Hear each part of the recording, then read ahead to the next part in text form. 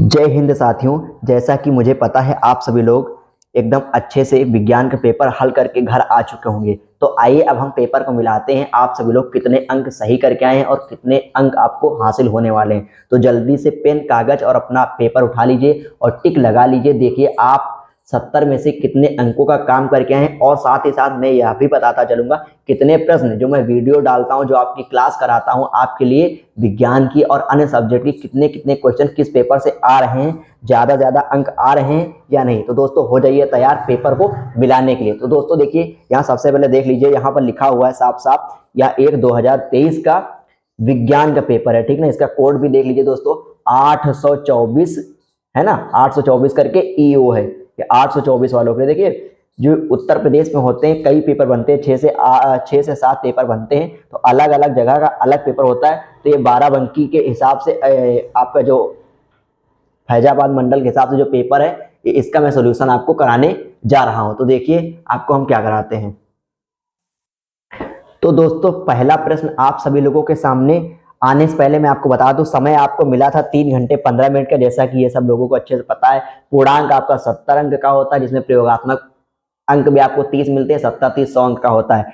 यह प्रश्न पत्र 2 खंडों में था, ठीक ना। 2 खंडों में, खंड आ और खंड बा में था। खंड आ में आपको बहुविकल्पी मिले होंगे। तो आइए प्रश्न को देखते हैं। प्रश्न संख्या 1 क्या है जो कि आई हुई थी। अब देखिए यहां से प्रश्नों को एकदम अच्छे से पढ़िए। खंड आ क्या दिया हुआ है यहाँ, खंड आ, और खंड आ में उपखंड 1 है। उपखंड का में 20 बहुविकल्पी प्रश्न है। पहला प्रश्न आप सभी लोगों के सामने दिया हुआ है और यही प्रश्न आया था। दिया हुआ है किसी वस्तु से बड़ा आभासी प्रतिबिंब बनाने वाला दर्पण। देखिए कोई वस्तु है, उससे बड़ा प्रतिबिंब बना रहा है, और कौन बना रहा है। तो दोस्तों इसके लिए अवतल दर्पण का इस्तेमाल करते हैं। क्या करते हैं, अवतल दर्पण का आभासी प्रतिबिंब, और उससे बड़ा, वस्तु से बड़ा बना देता है, ठीक ना। तो इस का सही जवाब जो हो जाएगा, किसी वस्तु से आभासी प्रतिबिंब बनाने वाला बड़ा दर्पण कौन सा होगा, तो अवतल दर्पण। ऑप्शन नंबर बी आपका बिल्कुल सही हो जाएगा। आइए हम देखते हैं अगला प्रश्न, प्रश्न संख्या 2।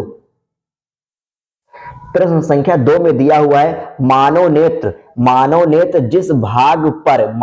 जिस भाग पर किसी वस्तु का प्रतिबिंब बनाता है वह होता है। मतलब जो मानव नेत्र पर किसी भी वस्तु का प्रतिबिंब बनता है वो कहां बनता है दोस्तों, तो दृष्टि पटल पर बनता है। कहां बनता है दोस्तों, इसका भी ऑप्शन नंबर बी सही हो जाएगा, उसमें भी ऑप्शन नंबर बी, और इसमें भी आपका ऑप्शन नंबर बी। यहाँ रेटिना होता या दृष्टि पटल है, तो यहाँ दृष्टि पटल आपका सही जवाब हो जाएगा। दूसरा है आपका श्वेत प्रकाश का कौन सा रंग, मतलब 7 श्वेत प्रकाश का कौन सा रंग कांच के प्रिज्म से गुजरने पर अधिकतम विचलित होता है। तो दोस्तों इसमें याद कर लीजिए, बैंगनी कलर जो होता है अधिकतम विचलित होता है, ठीक ना। इसका भी ऑप्शन नंबर बी ही सही था। अगला प्रश्न, एक विद्युत केतली से होकर विद्युत धारा को दुगनी कर दिया जाता है, उसमें उत्पन्न ऊष्मा। देखिए जब भी कभी विद्युत धारा दोगुनी की जा रही है तो आपकी जो उत्पन्न ऊष्मा होगी वो आपकी 4 गुनी हो जाएगी। कितनी हो जाएगी, विद्युत धारा जब उसको दोगुनी कर देंगे तो उसमें जो उत्पन्न ऊष्मा होती है वो आपकी 4 गुनी होती है, उसके भी डबल हो जाती है। जितनी विद्युत धारा होगी उसके डबल हो जाएगी उत्पन्न ऊष्मा। आइए देखते हैं प्रश्न संख्या 5।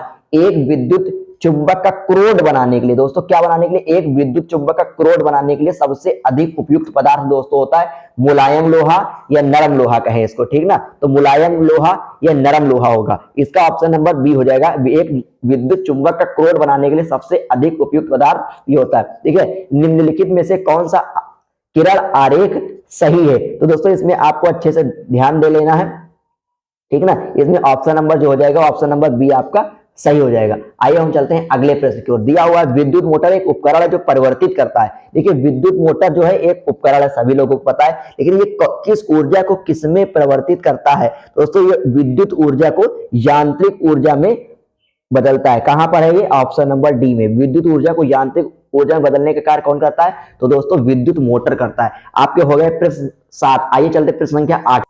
प्रश्न संख्या 8 दोस्तों शुद्ध वायु है। जो शुद्ध वायु होती है दोस्तों, एक समांगी मिश्रण धातुओं का मिश्रण है या यौगिकों का मिश्रण या उपर्युक्त में से कोई नहीं। ये 7 से शुद्ध और 7 से होता है समांगी। तो दोस्तों क्या है, शुद्ध वायु जो है एक समांगी मिश्रण है। अगर यहाँ पर अशुद्ध वायु होता तब आपका विषमांगी मिश्रण होता। शुद्ध वायु एक समांगी मिश्रण है। देखिए अगला प्रश्न आप सभी लोगों के सामने दिया, एल्कीन है। एल्कीन का दोस्तों फार्मूला होता है CnH2n होता है। क्या होता है दोस्तों, एल्कीन का जो फार्मूला होता है, अणुसूत्र होता है, जो संरचना सूत्र CnH2n। देखिए कार्बन के जितने अणु होंगे उसके डबल होगा हाइड्रोजन का। तो यहाँ 3 है, यहाँ 6 है, यही डबल है। यहाँ सेम सेम है, 2 2 है, यहाँ 2 है कार्बन का, हाइड्रोजन का भी 2 है। यहाँ कार्बन का 4 है, यहाँ 10 है, यहाँ 3 है, यहाँ 8। तो डबल जो है सिर्फ C3H6 ही है। तो इसका सही जवाब दोस्तों हो जाएगा C3H6। क्या हो जाएगा दोस्तों? C3H6 एल्कीन है। आइए हम चलते अगले प्रश्न की ओर। मैंने आपको यह प्रश्न कराया, इसमें कई मैंने प्रश्न कराए हैं, मैंने एक तरह से प्रश्न नहीं बताया कि ये कराया कि यह नहीं कराया। जिन लोगों ने मेरी क्लास देखा होगा उनको स्वयं पता है, मुझे बार बार बताने की कोई जरूरत नहीं है, ठीक है। देखिए शुद्ध जल का पीएच मान होता है 7। देखिए जल और नमक के बिना 7 दिन में किसी भी दिन नहीं रह सकते हैं। जल और नमक हमें 7 दिन मिलना चाहिए, यानी कि शुद्ध जल का पीएच मान, इस ट्रिक से आप याद रख सकते हैं, शुद्ध जल और नमक का पीएच मान 7 होता है। देखिए आवर्त सारणी के तीसरी आवर्त में बाईं से दाईं ओर जाने पर, आवर्त सारणी के तीसरे आवर्त में बाईं से दाईं ओर जाने पर क्या होता है? तो परमाणु क्रमांक में वृद्धि होती है दोस्तों। क्या होती है? वृद्धि होती है, और परमाणुवीय आकार में कमी आती है। अब हम चलते हैं अगले प्रश्न की ओर। दोस्तों ये मैंने प्रश्न आप सभी को कराया था, एकदम सीरीज बना के, कल 1 घंटे 4 मिनट के जो मैंने पूरा पेपर हल कराया था, उसमें से कम 50% प्रश्न इसी पेपर से आए हैं। इस पेपर में, उस पेपर में हमारे जो सॉल्व करा है उसमें फंसा है। तो plaster of Paris, caustic soda का निर्माण, सोडियम बाइकार्बोनेट और ब्लीचिंग पाउडर, ये जितना भी था ये मैंने आपको करा दिया। देखिए प्लास्टर ऑफ पेरिस का जो निर्माण होता है मूर्ति निर्माण में होता है, यानी ए में हो जाएगा आपका 2 नंबर, ए में 2। और ए में 2 अगर यहीं से देखें, प्लास्टर ऑफ पेरिस का निर्माण मूर्ति निर्माण में करते हैं, 1 में 2। और कास्टिक सोडा का निर्माण जो दोस्तों करते हैं वो हम साबुन निर्माण में करते हैं। तो पहले में 2 कहां पर है? सिर्फ एक ही जवाब है, बस यही सवाल आपका एकदम यहां से तो राइट हो गया। पहला मिला लीजिए, और देखिए अगर पहले में ये भी, इसमें भी 2 होता है, इसमें भी 2, तब कंफ्यूज होना था, इसमें कुछ कंफ्यूज ही नहीं होना। एक देखिए, बाकी सब अपने आप मिल गया। चलते हैं प्रश्न संख्या 13 की ओर। आइए दोस्तों अब हम चलते हैं प्रश्न संख्या 13 की ओर। यहां पर दोस्तों क्या दिया हुआ है? निम्नलिखित में से मेथिल ऑरेंज मिलाने पर कौन सा लाल हो जाता है? तो H2SO4 मिलाने पर जलीय जो है ये लाल हो जाता है। मेथिल ऑरेंज में आप H2SO4 मिला दीजिए, ये आपका जलीय जो है लाल हो जाएगा। मेथिल ऑरेंज में इसको मिलाने पर जो विलयन का रंग प्राप्त होगा लाल होगा। नवीकरणीय ऊर्जा का पर्यावरण हितैषी स्रोत क्या है? देखिए पेट्रोलियम हो गई, कोयला हो गया, प्राकृतिक गैस, इनमें जो है कार्बन डाइऑक्साइड निकलती है और तमाम प्रकार की प्रदूषित गैसें निकलती हैं जो पर्यावरण को नुकसान देती है। लेकिन पवन ऊर्जा आपने जगह जगह पर देखा होगा, एक चक्की टाइप के होते पंखे लगे होते हैं दूर, बहुत जब बहुत बड़े बड़े क्षेत्रों में पहाड़ी इलाकों में जाएंगे तो वहां तेज गति से हवाएं चलती है, तो उससे पवन ऊर्जा मिलती है जिसमें हमें पर्यावरण में कोई भी नुकसान नहीं होता। तो पवन ऊर्जा जो है पर्यावरण के लिए हितैषी है। मेंडल प्रसिद्ध है आनुवंशिकता के क्षेत्र में। दोस्तों क्या है? आनुवंशिकता के क्षेत्र में इन्होंने मटर के पौधे पर अपना प्रयोग किया, 7 चरण में किया। ये भी मैंने बताया था, जहां पर आर कैपिटल होगा वहां पर आपका गोल होगा, जहां कैपिटल टी होगा लंबा होगा, स्मॉल टी तो बौना। शुक्राणुओं का निर्माण कहां होता है? तो दोस्तों आपने पढ़ा होगा शुक्राणुओं का निर्माण वृषण में होता है। हम चलते हैं अगले प्रश्न की ओर, जिसमें कि ज्यादा से ज्यादा प्रश्न हो जाए। तो दिया हुआ है कूपिका यानी वायु कोष्ठिका जो होती है ये कहां पाई जाती है? वायु कोष्ठिका कहें चाहे कहें कूपिका, तो दोस्तों फेफड़ों में पाई जाती है। फेफड़ों में वायु कोष्ठिका पाई जाती है। पौधों में जल में परिवहन हेतु होता है। देखिए ये मैंने बहुत अच्छे से कराया था और ये भी बताया था मोस्ट इंपॉर्टेंट क्वेश्चन है। क्या बताया था दोस्तों? मैंने आपको बता दिया था मोस्ट इंपॉर्टेंट, मैंने आपको अच्छे से कई बार बताया था, इसको पढ़ के जाइएगा, इसको पढ़ के जाइएगा। और ये देखिए ये प्रश्न आपका आ चुका है। पौधों में जल, यहां आया जल और जा से होता है जाइलम, तो पौधों में जल के परिवहन हेतु होता है जाइलम।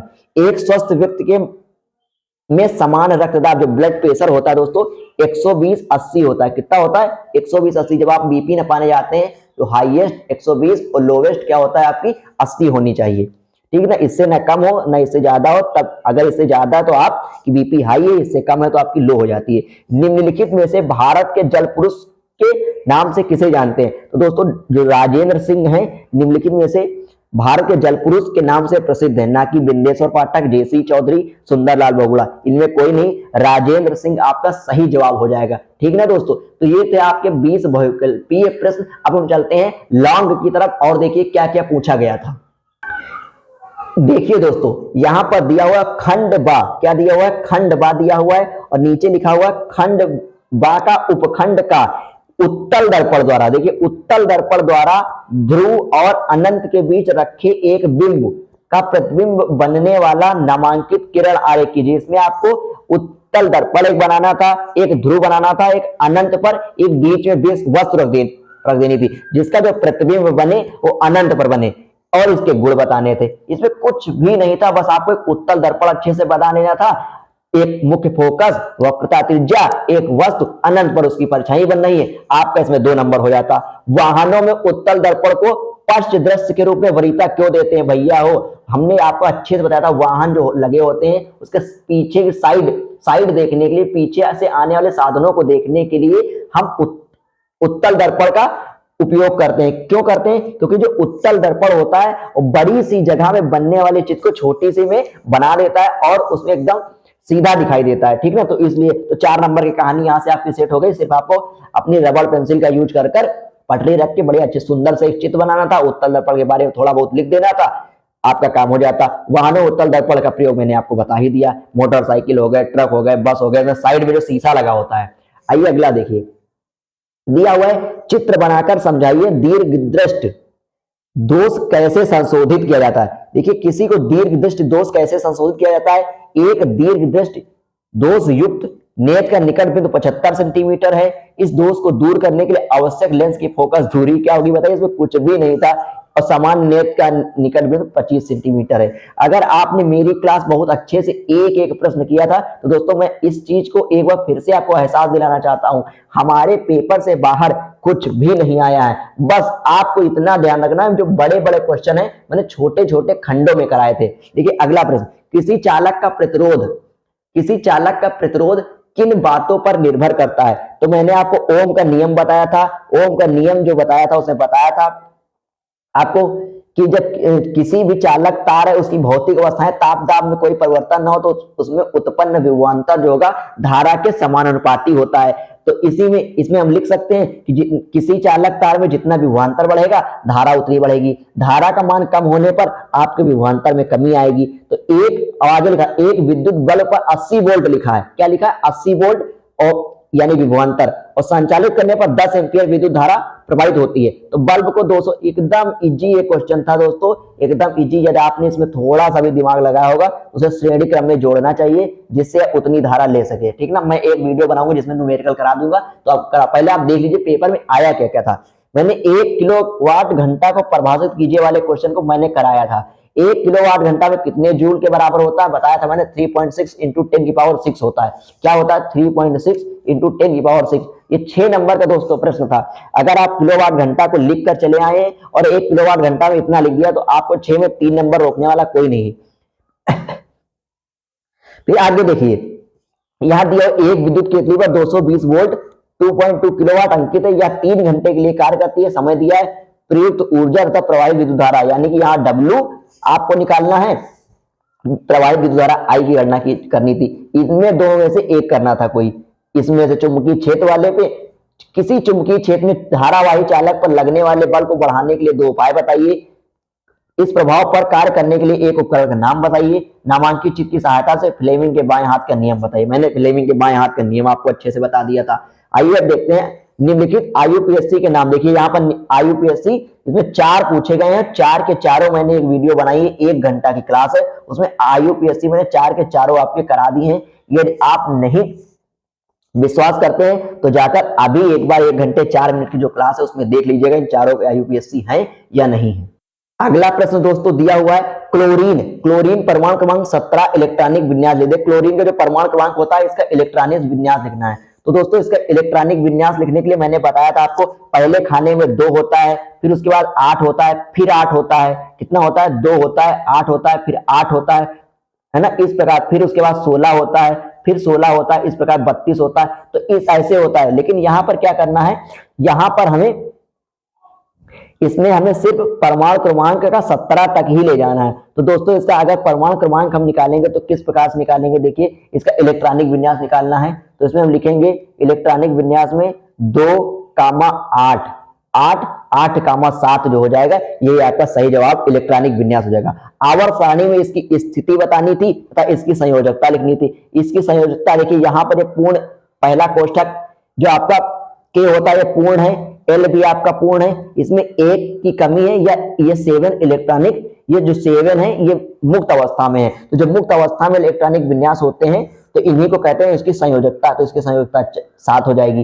तो ये 4 नंबर की आपकी कहानी सेट हो गई। देखिए अगला प्रश्न दोस्तों दिया हुआ है C6H12O6। ये चारों के चारों रासायनिक समीकरण मैंने पिछले वीडियो में कराई थी, यानी कि ग्लूकोज की क्रिया ऑक्सीजन के साथ करने पर carbon dioxide hydrogen, calcium carbonate की क्रिया हाइड्रोक्लोरिक अम्ल के साथ कराई थी, नाइट्रोजन क्रिया हाइड्रोजन के साथ कराई थी NH3, ये मैंने संयोजन क्रिया में आपको बताया था। यहाँ मैग्नीशियम ऑक्साइड की आपको क्रिया मैंने बताई थी अच्छे से।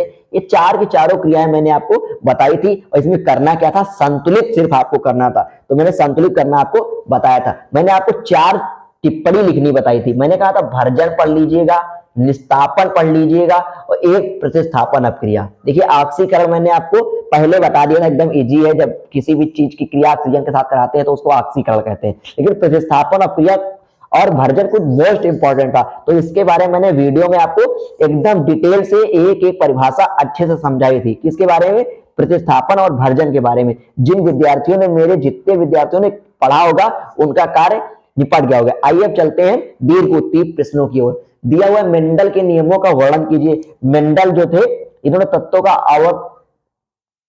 आवर्त सारणी के बारे में बताया। एक आवृत्त बीजी के पौधे निषेचन के पश्चात होने वाले परिवर्तन, जब उसमें निषेचन होता है, फिर बीज बनता है, फूल बनता है, फिर फल बनता है, इसके में होने वाले परिवर्तन बताना था। पर्यावरण को बचाने के लिए 5 प्रकार के आहार का वर्णन। मानव के नर प्रजनन तंत्र, मैंने बताया था नर प्रजनन और मादा प्रजनन तंत्र अच्छे से पढ़ लीजिएगा।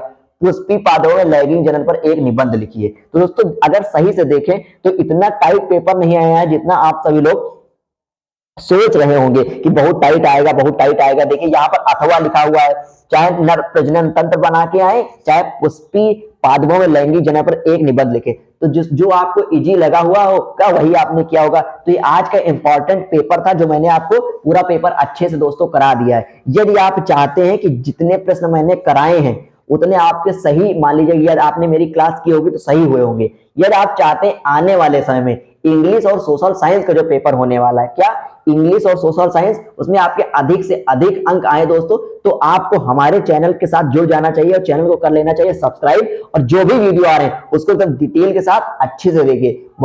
बहुविकल्पी जो 20 करा रहा हूं उसको देखिए, और जो मैं लॉन्ग क्वेश्चन कराता हूं एक पेपर में डालता हूं पेपर के एक दिन पहले, उसमें से आपका 50 से 60% आपका अच्छे से फंस जाता है। हिंदी में आपके 70 में 68 नंबर अपनी क्लास से फंसे थे। ठीक है दोस्तों, तो चलते हैं अब इंग्लिश के लिए करते हैं तैयारी। मिलते हैं आप सभी लोगों से नेक्स्ट क्लास के साथ एक नई ऊर्जा के साथ। तब तक के लिए जय हिंद।